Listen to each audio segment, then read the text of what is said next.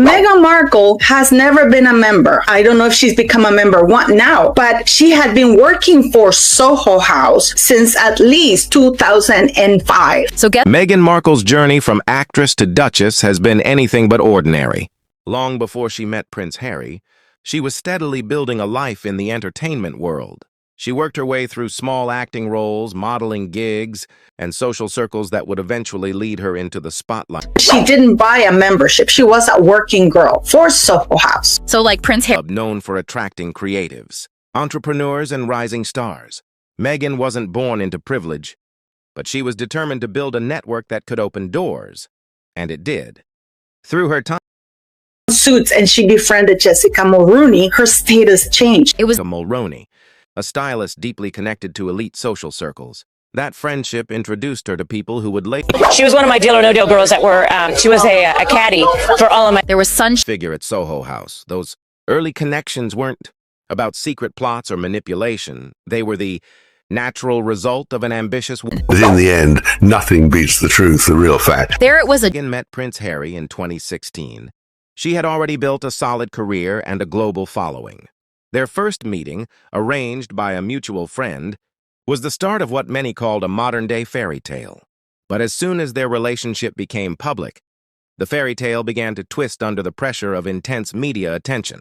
Every detail of Meghan's past, from her Hollywood friendships to her social life, was picked apart and reinterpreted by tabloids looking for drama. Much of that speculation focused on her. Connections to people like Anderson and the Soho House circle. What had simply been professional, and social ties were turned into stories of intrigue and control. As with most celebrity narratives, the truth was far less sensational. Meghan had built relationships in the big entertainment industry like countless other actors do, but her sudden entry into the royal family magnified everything. Small coincidences became evidence, and normal networking was painted as manipulation. For Harry, the media storm was unlike anything he'd experienced before. He'd grown up under the harsh glare of the press. But now it wasn't just about him. It was about the woman he loved. The tabloids framed their relationship as calculated. The royal household saw it as unconventional. And millions of people watched every moment unfold in real time. Through it all, Harry stood by Meghan, insisting that the criticism was unfair and often rooted in bias. After their wedding in 2018, the pressure only grew. Every move they made was analyzed and debated. When the couple decided to step back from royal duties in 2020, it shocked the world. Many saw it as rebellion, but to them, it was survival. They wanted privacy, freedom, and a chance to control their own story, something the royal system and British was also press hard. rarely allowed. Their move to California marked a new chapter. Meghan and Harry shifted from being royal figures to global influencers. They launched their foundation, Archie, and began producing documentaries and interviews that shed light on mental health, media ethics, and humanitarian work. Yet even then, controversy followed.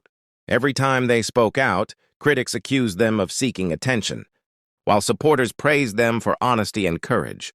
Still, one thing became clear. Meghan had learned how to turn her life story into her power. Whether on screen, in the palace, or in Hollywood, she understood the importance of narrative. She and Harry began to control their image rather than let others define it. Projects with Netflix and Spotify, as well as public appearances, became part of that effort.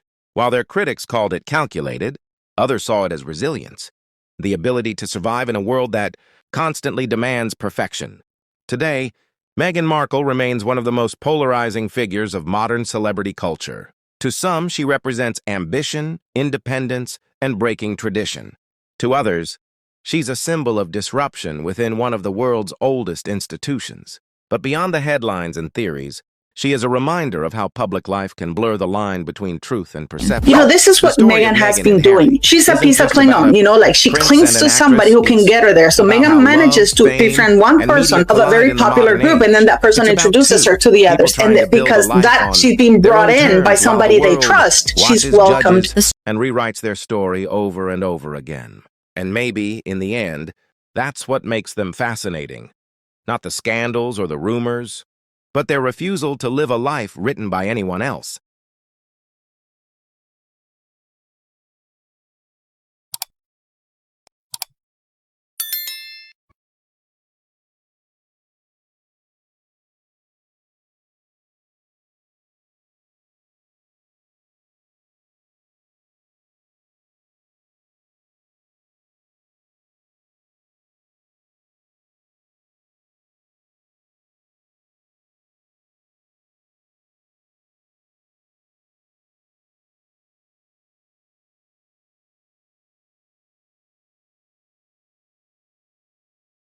on love now looked like it was built on strategy. And if the story was wrong, what else had been changed? When he followed the last clue, everything pointed to one man, always in the shadows: Marcus Anderson. The world saw him as a charming club guy, but people who knew his secret parties said he was more like a power matchmaker joining people for gain. And Meghan was one of his most trained and polished stars.